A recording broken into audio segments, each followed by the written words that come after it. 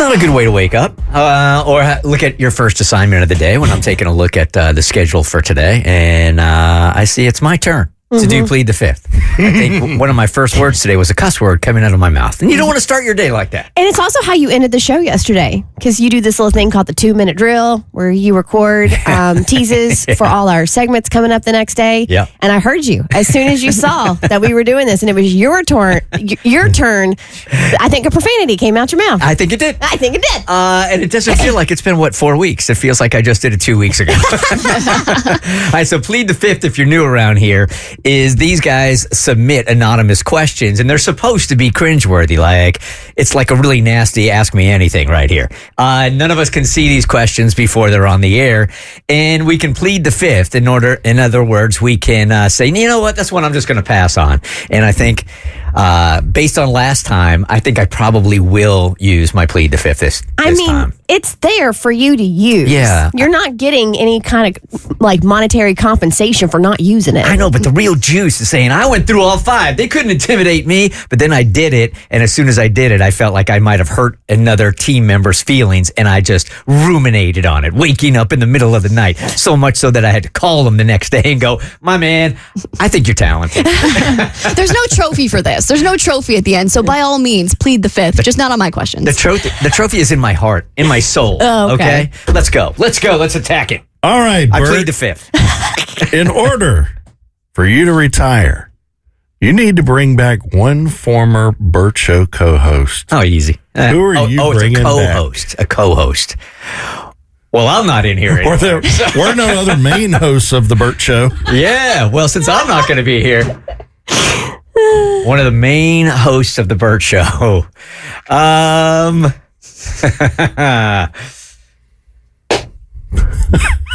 That's a good one.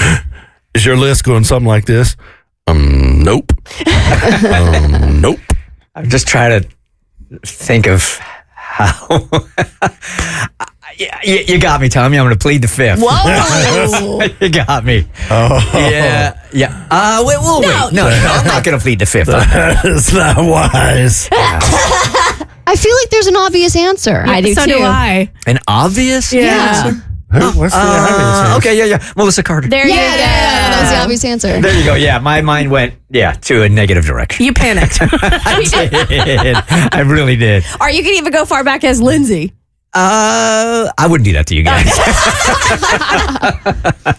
Not a bad person, just, really wasn't into talking. That's a negative. Yeah. It is a key component of this job, unfortunately. Yeah, right? All right. Yes. It's a good thing you didn't plead the fifth on that one. Okay. Because I have a feeling you're going to plead the fifth on this one. I got to be honest with you. I do feel weak today. Yeah. Presidential election happened. Yeah. Oh, my God. Who'd you vote for? I'm totally passing on that one. You can't even say the name of the candidates without getting complaints. I got a complaint the other day for the segment we did where we were just telling people about tariffs. Oh, yeah. I saw some on Facebook, too. Which was completely and totally non-biased. All we were doing was getting an education from an Emory teacher who was telling us what is going to be affected if tariffs go into place. And people were upset about that. I mean, it's just... You can't touch anything. Well, nothing. Okay. Yeah. All right. Yeah, exactly. Go ahead. So let it be noted that Bert has pled the fifth. Yes. We have 3 questions left. You, sir, have to answer all of them. And it's not even that I'm afraid of answering the questions. It's all the Instagram messages that I'm going to have to answer after the show also. And I think people listening have it really twisted where I am politically. And I've told you guys before, I'm probably the most moderate person in here. So there are things that are being done right now on both sides. And you know what? You might get a different answer than you really, really think. Because I'm pretty moderate. That's why I say that I don't have a political home anymore. Oh, my God. He voted for Jill Stein. All right. Let's go a little more lighthearted. Your girlfriend, Amanda, gives you an ultimatum. She wants to live on a compound with you, her son, her ex-husband, and his new girlfriend. If you refuse, you have to break up. Which do you choose? Compound or break up? Compound. Yeah, they're great people. Oh, you're going to compound it up. That was easy. You could have made that way more complicated. How? Yeah. Tommy wants I'll- tips for I'll next ask time. you next time. I'm not burying myself. I'm literally looking at you like, don't fall for the trap. Right. Well, that's the next question. How? No, her ex-husband is a super, really nice, deeply religious guy, and he is now involved with a woman that appears to be as nice as he is. All of us would get along, and it would actually be a great time. All right. This is something I wouldn't mind knowing.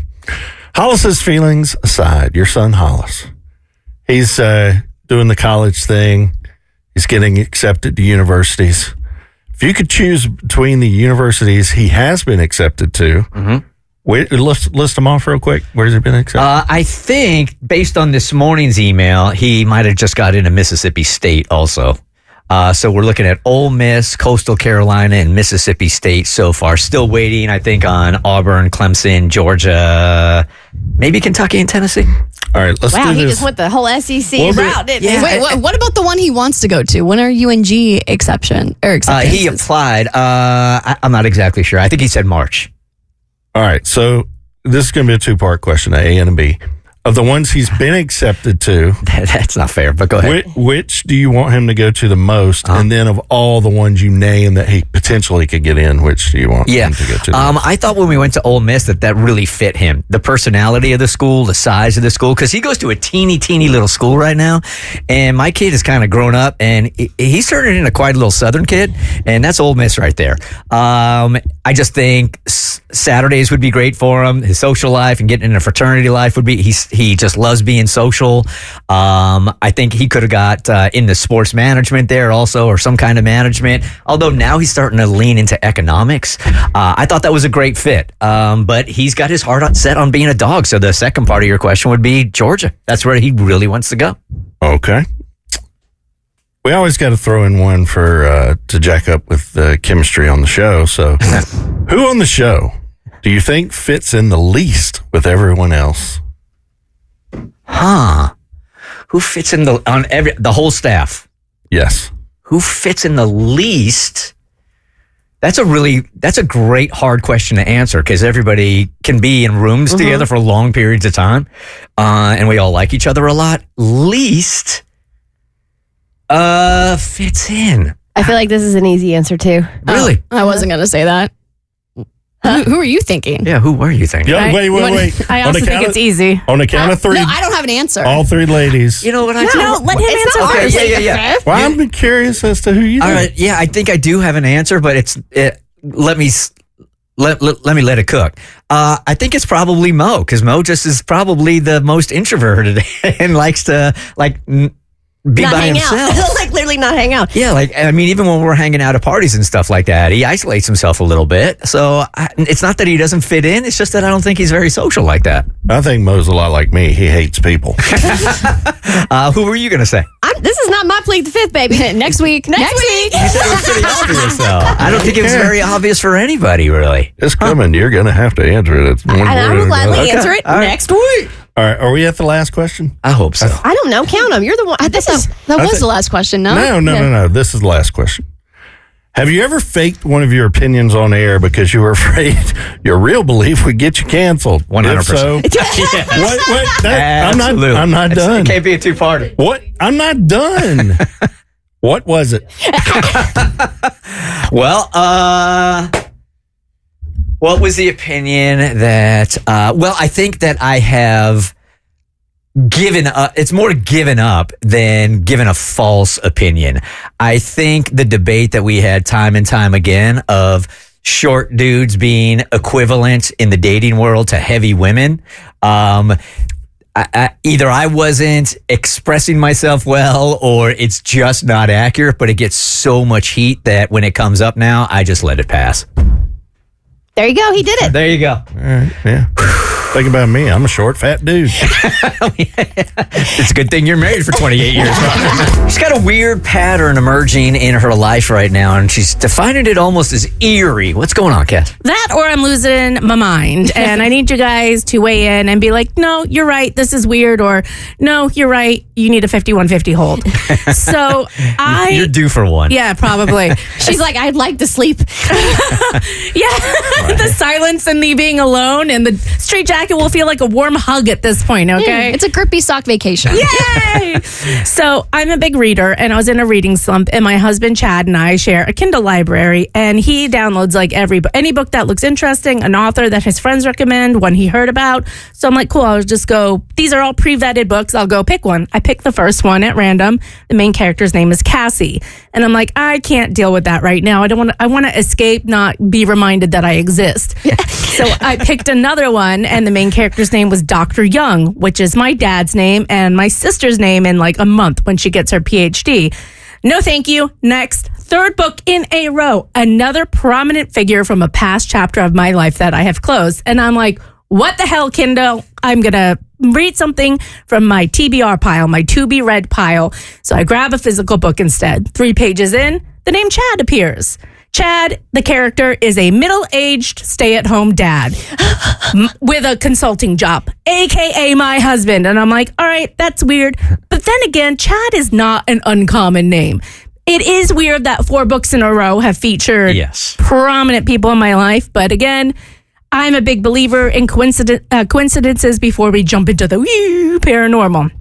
So I keep reading, and I tell my friends Sarah and David about it. My friend David has a lot of ties to the afterlife, has done a lot of digging into it for his own book. And David's got a book? Yes, he does. And so I tell them, and we're like, yeah, that's creepy.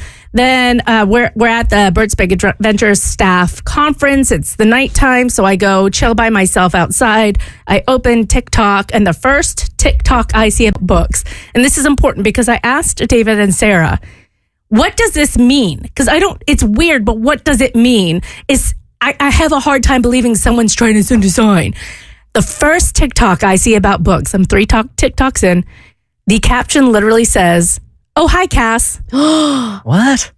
That's it. That's it in the caption. "Oh, hi, Cass." And I'm like, all right, well, that feels like a direct sign. But I know what character it's referencing. It's referencing Cassian from ACOTAR. But the fact that they shortened it to "Oh, hi, Cass," he's not in the TikTok. Oh, so they're saying this is the perfect person that would play him. No, it was... Was it a thirst edit? It was just a big stick of salami being slapped on a counter. I've seen that. No, we all know that's Asriel. Yes. I don't think I get the reference. There must be something in the book. He's No, that I get. Yes. Yeah, okay. That's him. But still, so I get why I'm being served this content. Sorry, Mom.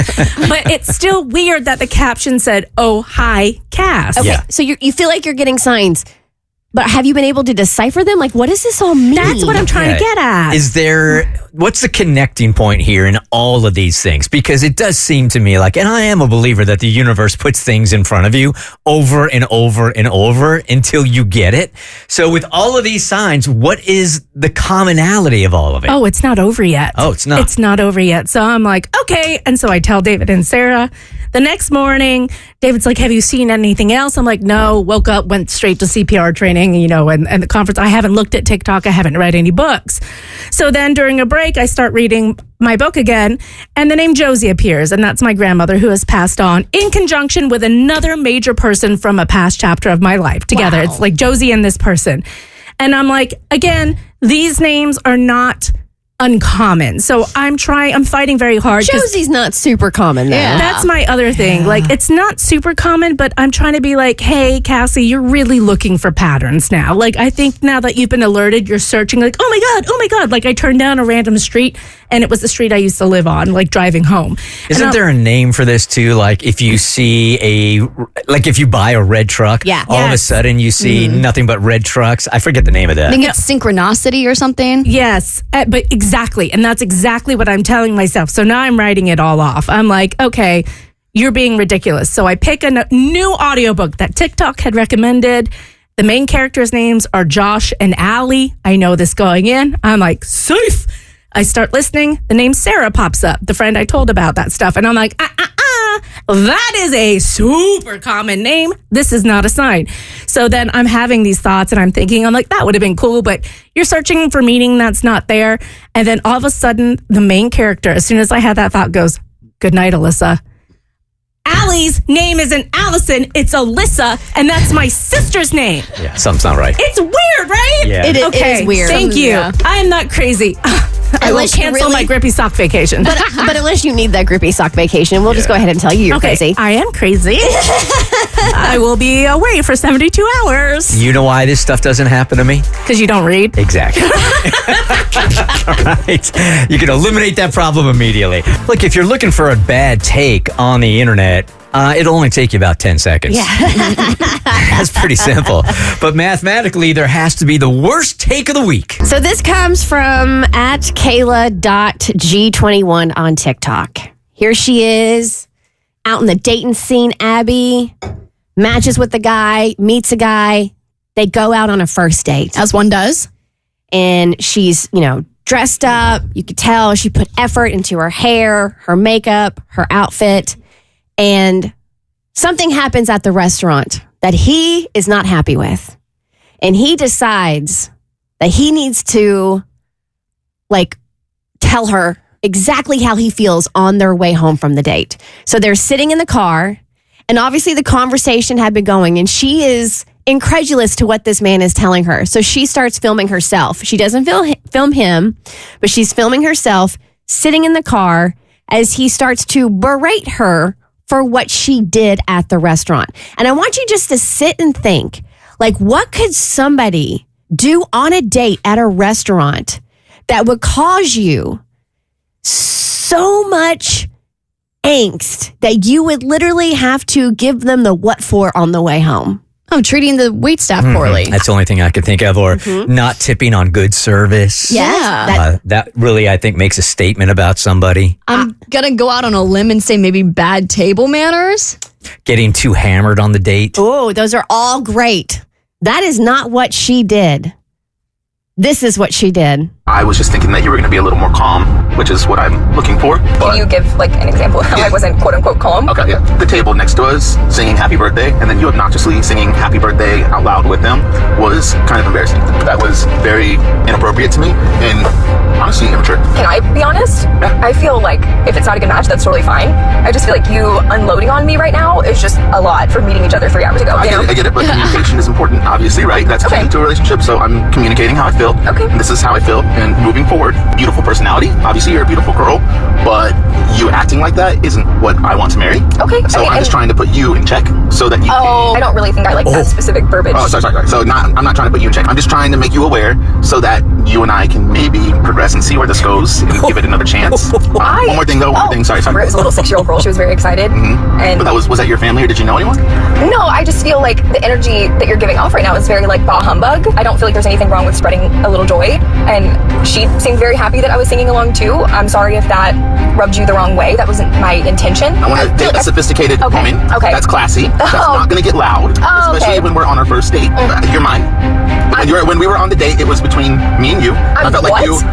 Okay, you're not mine. But on the date, it was a one-on-one situation, and you bringing a 6-year-old into it with her whole entire family. Oh my God. You wearing that for other people to be able to see you.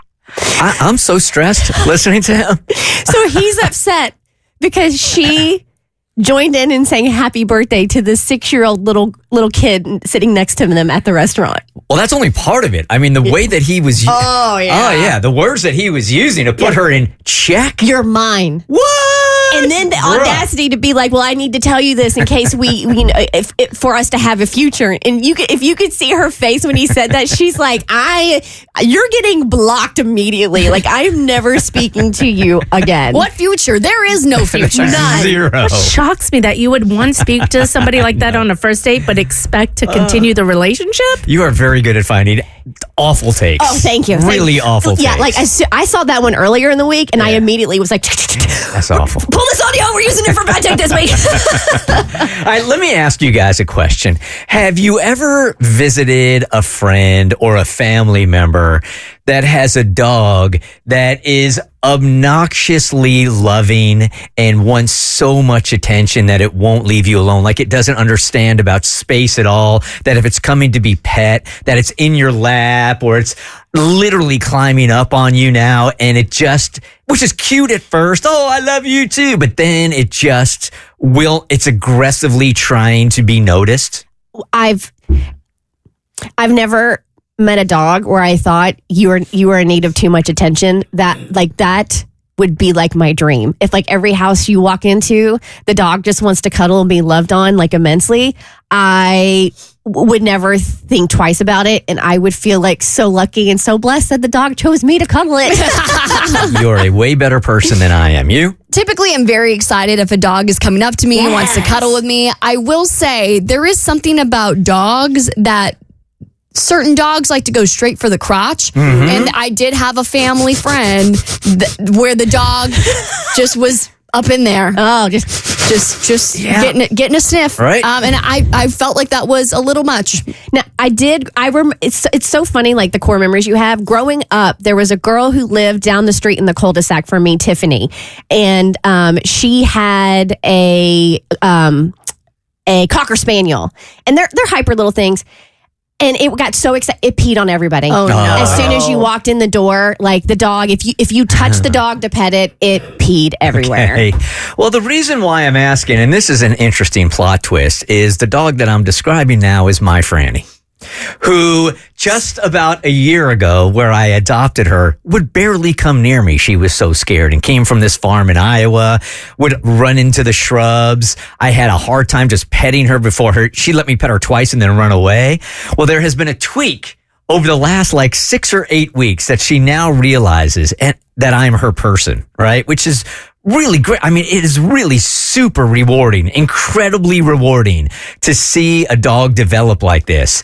Except now I have to sort of reverse engineer it because she can't do anything without me now. Oh, she's attached to you. She's codependent. She's codependent, She's man. just like you. We can't have two codependent people in the house, man. So I'm not exactly sure what I'm trying to say here. And I do love her a lot. But if I'm working and I'm on the couch and I'm just chilling and she doesn't realize that she's 60 pounds now. So it's in the lap or it's her head right against my head. And then I have to push her away. This is loving for you, which is great. But it's also a little bit like that little kid in front of you on the airplane that's playing peekaboo at first, which is really great. But then they don't stop. And then they don't stop. And you're like, okay, enough, you know? Yeah, I get that. And you know what? I never had this problem before because I'm a cat owner. Although I will say, despite the fact that cats have a reputation for not being very affectionate, cats have this thing about them that when you're not paying attention to them, they want you to pay attention to them. So I'll be on the laptop, I'll be doing an interview for my podcast over Zoom, and then all of a sudden, just right in front of the camera, she decides to put her butthole so everybody on the other side can see her back end while she's looking at me being like, pet me, love me, choose me. And I'm like, where was this 30 minutes ago when I wanted to cuddle? I do love her so much, but it is legitimately, this scene here playing out is me walking from the kitchen to my room and her circling around me and then sitting in front of me to be pet. And then if I go around, she will continue to circle around me and then sit there until she is pet. And then when I go in bed, this is my fault. I trained her. Now she's jumping into bed. I've created this problem. And I don't want her to feel rejected because I don't want her to go back to what she used to be. I just don't know how to train her now for a middle point. No, what you have to do is you have to embrace this, Bert, because remember what you told me. You only have 18 summers, baby, so you got to make the most of it. Well, with a bulldog, it's way less than that. Exactly. You guys, complete transparency here for just 1 second. I've been doing this, excuse me, long enough to where when there's something on the schedule, I can kind of hear it in my head on the air before it happens. And I have a good sense most of the time if the segment is going to go well or not. You have a high radio IQ. It's why you've been doing this so long. It's a long time and it's developed, right? Yeah. What we have scheduled for you here right now, though, I have thought in my head a half a dozen times on how this is going to play out. And I want to be honest with you, none of the conclusions are good. Right? I really have thought about this quite a bit. And it seemed like a really good idea at the time. But Your idea. My idea, I might have just run this ship right here into the iceberg. I am so happy to hear you say that. I'm like, this is going to be the worst thing ever. This is going to be so bad. It very well could be. Now, I'm not even exactly sure how to set this up. What were we talking about yesterday where you broke into song I was just mediating fights. I just said that I That's like right. mediating fights. Yeah, you like to be a moderator. You I'm a like to be a moderator. mediator. You had two friends that were in a fight, and you felt that as mediator Mikey, that you could swoop in and resolve said fight for the two friends. Yeah, see, the thing is with mediating and moderating is they're fighting, so you can say whatever you want, and they're never mad at you. You avoid all conflict. So while he was introducing this, he started to sing his introduction, which none of us saw coming. No. And it seems so into left field that I thought, okay, if he wants to dabble in Mikey the Musical, well, then let's give it a try of something official tomorrow. So Abby and Rebecca have come in here this morning, and they have a little bit of beef, and they would like Messy Mikey to be the mediator, but the singing mediator. I'm the moderator. I'm the moderator. I'm the moderator. That's good. Well, he's the mediator to begin with. Yes. Not necessarily the moderator. Yeah, So we yeah, already because got that. those do kind of mean two different things. You know that, right? I disagree. Webster's dictionary says otherwise. And Jackson's going to be very upset that your intro is such a banger and his still sucks. Well, I created his, so this is still bad for me. All right, so this is going about where I thought it was going to. All right, so what is the tension between Abby here from the youth group and Rebecca, and then Messy Mikey in musical form will take over as the mediator? The tension here all has to do with the fact that we are two of really the only single people on the show, and we both get flack for the same thing. But one of us, we believe, has too high of standards, and we want to argue who has the higher standards in dating. Basically, who's the pickiest? So, Mikey, what is our format here? Does Abby go first, then Rebecca, and then you sing the mediation, or are you going to sing as they go along? Man, I guess just let him go. Let's see what happens. Okay. I'll go after So them. we're both going to present our arguments, Okay. and then you're going to sing a conclusion. That's what it seems like. All right. Well, here's my opening argument. Rebecca's standards are so high. She's attracted to both genders and the ones I have to learn about on the internet, and she still can't find someone to like. She has told me that her boyfriend / girlfriend / them friend cannot have blue eyes, know how to go camping, fart in her presence ever, use their phone while watching a movie, dislike the Muppets, play the guitar, know how to long divide off the top of their head. Well, I think we just figured out why she's single. Yeah. I mean, the list is long. They cannot be blonde as an adult man. No. Women are fine. Yeah. They cannot be taller than 6'1" or shorter than 5'3". Consistently use Snapchat, and for women, they cannot be into astrology, probably because how else are they going to look into the stars and see that Rebecca is going to be single forever? All right, before Rebecca goes, can I whisper to you a question that I would like answered, but I would like you to ask it in musical form? You can. All right, come here. Me, whisper, whisper, whisper, whisper, whisper. Me, whisper. This is great radio. This is a long whisper. Okay. Why exactly would you tell me? Is it allowed that you're attracted to a blonde male but not a female? Is that the right question? Yeah. Oh, this is easy. I kind of want to answer in song too. Oh, when sure. someone Have sings fun. to you. Okay, we're freestyling. Let's go. There's a difference when a man is blonde and a woman is blonde. They have two different vibes. Why are you blonde as an adult man? It's sinister. It's scary. Scary. Really? Yes. Can I would like to weigh in as a bottle blonde. If you would sing. Yeah. Oh, okay. This see, I did not see it going.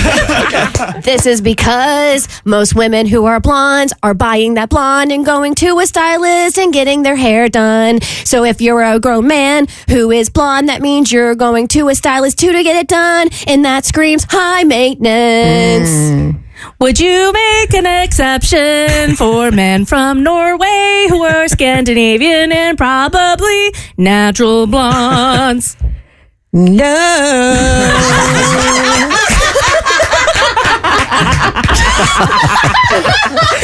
We should probably stop here, but let's not. Let's just break down the wall. Let's go. Okay. All right, this should be the easiest mediating ever. Abby is famously she has such high standards. There's like 12 men in the greater Atlanta area who fits the bill for her. Here's the list that I have heard from Abby from 3 years of friendship. Abby will only date a man. Already picky. There are women, there are they-thems who would love to date her. Anyways, Abby will only date a man who is 6 foot, has at least 3 inches of hair. I've heard her specify she'll break out a ruler. Has no family history of male pattern baldness. Likes her but shows no evidence that he does. Is stylish and fashionable but in a God-fearing heterosexual way. Doesn't wear Vans. Is funny but not funnier than her. Doesn't drink fruity drinks. Doesn't wear skinny jeans. Not poor. Not British. No graphic tees, though sportswear is allowed. No roommates, no video games, and no weird hobbies. And if you're wondering what she means by weird hobbies, I've heard her mention Legos, fantasy novels, anime, and ceramics. Pottery is a no-go.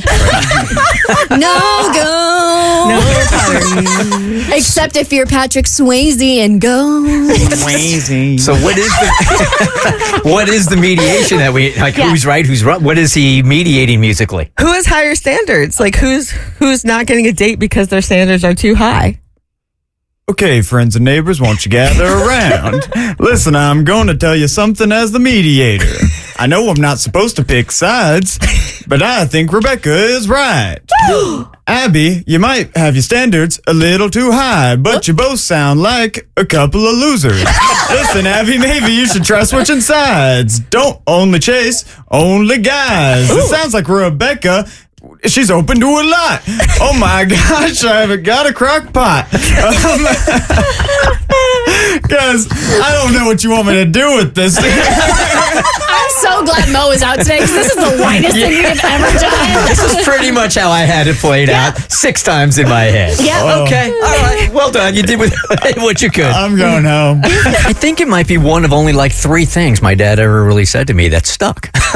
And I applied it to a friend a couple of days ago. And that message was that he used to instill in me as I was much younger and I thought I was making decisions at 10 years old that were going to define my entire life. I specifically remember playing on one baseball team in one league, but then had the opportunity to play on a different one because I was unhappy with this one little league team and struggling over this decision. I must have been 12 years old or something like that. Like, it's keeping me up at night, man. Like, should I go and I play with my friends or this better team? And I remember him sitting me down after I was talking to him about it and him saying, look, here's the thing. You struggled with thinking about both sides already, or have you? Have you put down on a piece of paper like the pluses and the minuses of going from this team to the other? And after a while, after you've thought about it and really thought it out, once you make a decision, the decision is in your past. Do not think about it again. Now you move forward, right? Don't start second guessing yourself. You make the decision, go for it, and be at peace with it. So I think somewhere in my heart, that's what the driving force between giving my friend this advice that I was telling you about the other day. And you guys were asking me how it all ended. And now I know. So this dude I know that's in radio is part of a co-hosting team. And on the air, you would never know it. They sound like they have the greatest chemistry in the world. And by the way, if you're listening to morning shows, 3/4 of them hate each other. I mean, or there's somebody in there, man, that nobody likes. It's just, as I tried to explain yesterday, when you put together a show like this, or even in offices outside of here, the most successful ones are when you bring a whole bunch of people around that don't see life through the same lens. It's great, but it's also taxing, right? Especially taxing in a studio when you're talking to each other for 5 hours and you have different opinions every single time. Sometimes you can really take that personally. So this is that kind of show where they have a bunch of people in the studio, but the 2 hosts, they just don't like each other at all. And my friend has been complaining about this now for 3 to 5 years, and he's been stuck in these contracts. Well, his contract was up, And he had this decision to make. Do I stay in this city? Do I stay on this show that I'm really not happy with and I absolutely hate my partner? Or do I stick it out over the course of the next 3 years? They've given me a nice little raise.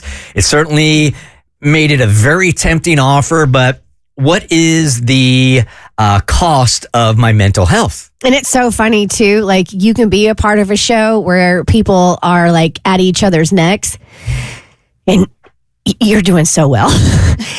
Money wise, you mean? Money wise, rating wise. It's so funny how you can be butting heads, but the show can still be super successful. Right. And it's very hard to leave something like that. It is very hard to leave something like that. In our industry, as I said, this isn't a hard job. It's a taxing job. So when you build up something over the years, that's hard to leave. It really is. And this applies to other jobs also, and applies to relationships as well. You know, you're constantly asking yourself, like, do I want to quote unquote re-up in this relationship? And if you do, you kind of got to STFU. In your relationships, there's no contract though. So you can second guess yourself and you can take off. In business, when you're doing contracts, you're going to be stuck there for 3 or 5 years. You're basically asking yourself, how much does my peace of mind cost? Right. So, he made the decision. Is it going to be the golden handcuffs, or is he going to choose his mental health and his spirit? And by the way, this show has been with each other probably 15, 20 years. Wow. So, Abby, let's try to guess. Am I leaving the show? No. This is not about you or anybody here. Do we think he signed the contract, or do we think he's bouncing? I 100% think he signed the contract. I think the golden handcuffs theory is so real, especially when you've been with a crew for 15 years. It's like, what's another 2 or 3 years?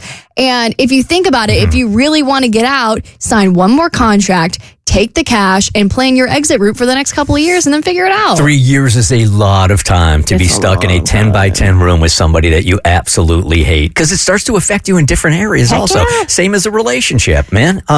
If you're not happy at work technically is what? 8 hours a day? Mm-hmm. Very minimum 8 hours a day. If those 8 hours suck, then your sleep is going to suck. Yep. Your social life takes a hit also. Your family life takes a hit also. So it's not just about the job. You know what also sucks though? Not being able to pay your bills. Yep. So there's that. Now, this guy would probably be able to start his own show or get another show in the city that he's in and compete against the guy he hates, which would be awesome.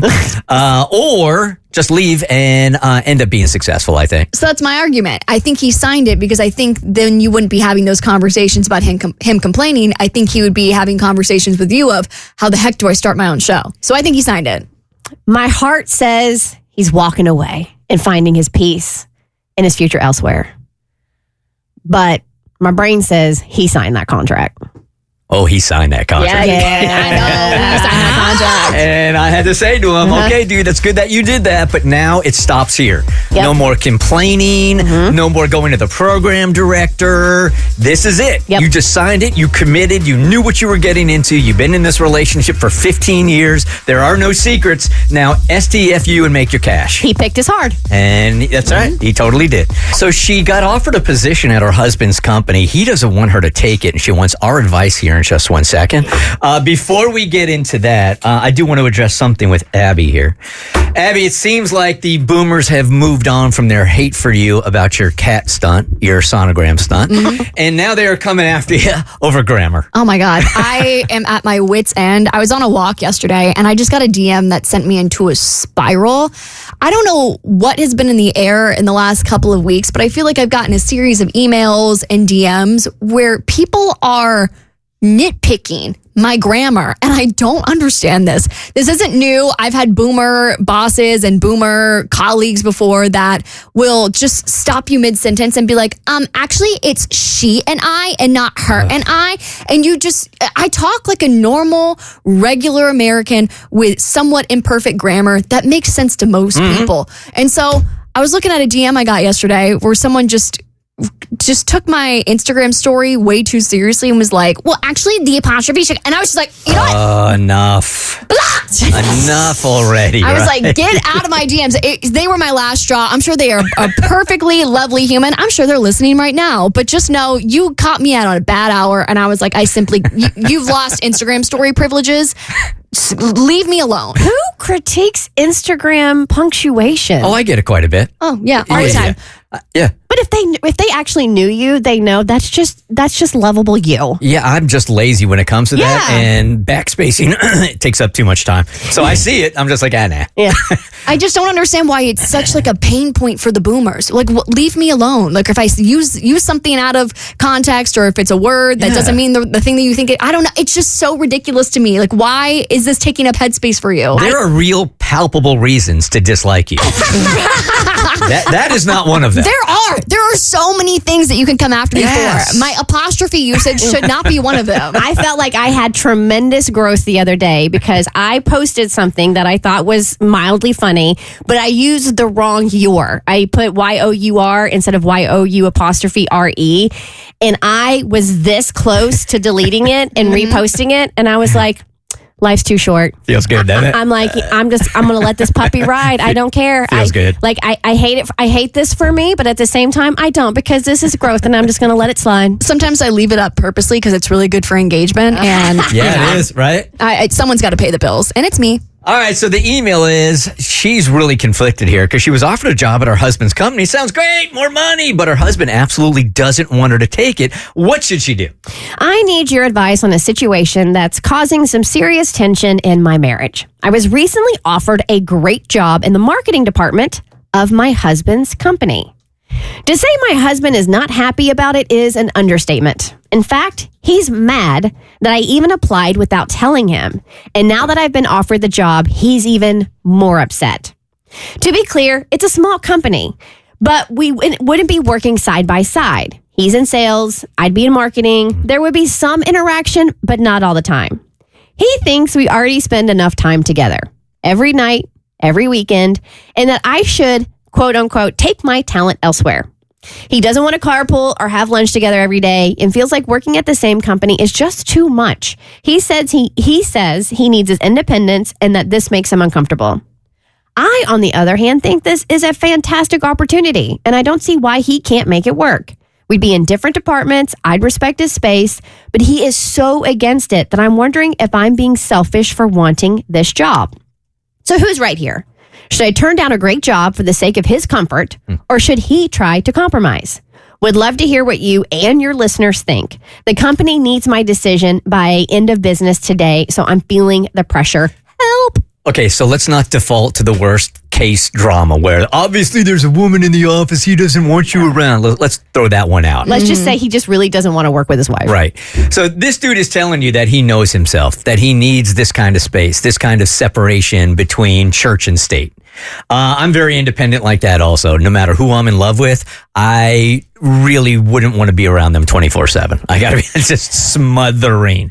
So he is telling you that. So I don't think it is a you shouldn't really necessarily take this personally. He's there first. He's saying that, hey, this is what I'm not comfortable with. And we're always complaining that guys aren't communicating their true feelings. Here he is doing that. He's telling you what he wants. I mean, I personally would be offended if the person I love more than anything is like, yeah, I don't want to be around you. I'm going to take that as a gut punch. But I don't think that he's wrong for expressing it, because I am kind of the same way where I think it's important to be able to miss someone in your relationship. And the thing about work is it gives you like 8 hours of your day to do something outside of your relationship so that when you come back home, A, you have things to talk about, but B, it gives you some kind of autonomy outside of that relationship that makes you feel like you're a whole and complete person. And if you see that person from sunrise to sunset, I can understand how that's just going to get overwhelming at some point. Cassie, I know you are a very self-proclaimed independent woman. If your husband, Chad, got a job here at the radio station, but it wasn't in programming, it was over in sales, how would that make you feel? I'd love it. I think it would be really cool to have that touch point and that he would understand my stories. He'd have insight. I actually think it would bring us closer together. Yeah, I think it's a personality thing. I really do. And he's telling you this is the kind of personality I have. And you knew this probably before you guys got married, who he was. Yeah. Good morning to Emily. You were on the Bert Show. Hi. Hi, I was just going to agree with the email. I work in a company where it's full of family members. They are all husband, wives, sons, brother-in-laws, like everything. And I, without a shadow of a doubt, could tell you I could never work with my partner. I see what they go through and what they take home, and you can't take work home and home to work. It's just, you can't separate it. Yeah. And it's hard. It's a lot of time. Thank you for calling. God, my poor husband. I take work home all the time. It would appear as though we're only taking calls from Emily's today. Yeah. Emily number 2, you were on the Bert Show. Hi. Hi, how are you? Good. Thank you for calling. Thank you. So currently, actually, I work at a company where I got my fiance a job working with me. We do work in 2 separate departments, and we see each other in passing, and I absolutely adore working with him. We ride in, commute in the morning. I get to ride home with him. I never have to spend that 8 hours of the day wasted where I'm just texting him. I always get to see him, and that is like my favorite part of working where I work. Okay, maybe I'm just being a little bit crusty here, but is it possible because you guys are engaged, it's still a new relationship, the flame is still burning, that it might be different in a decade? I don't think so. Okay. I am absolutely obsessed with this man as much as he is obsessed with me. So I see this going for the long run. I hope you're right. There are morning shows out there that are like husband-wife teams. No. No. Absolutely not, man. Absolutely not. What was that noise that came out of you? Panic. Yeah, okay. Absolute panic. No, she doesn't really care about the Super Bowl. Mo's been trying all week to get her a little bit invested in the Super Bowl. But Kristen every year does like the guys that are playing in the Super Bowl. And their face card has to match the body card, baby. You gotta be the full package to make it on my Hot Guys Super Bowl lineup. So you can't have a nice body but a rough helmet. No butterfaces here. No butterfaces. Or butt him faces. Is that the right term? Butt him faces? Yeah, butt him faces. So I did the Lord's work. And I scoured the internet for the hottest guys who are going to be playing in the Super Bowl this weekend.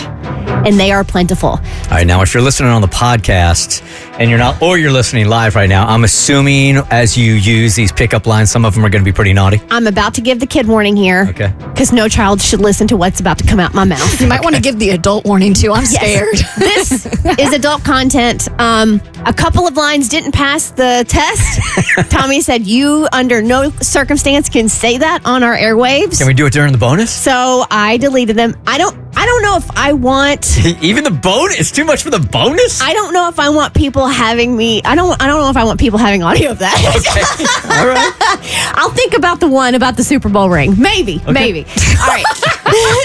All right. So there are a couple. So I have 7 players here that I'm going to highlight. However, there's only so much time.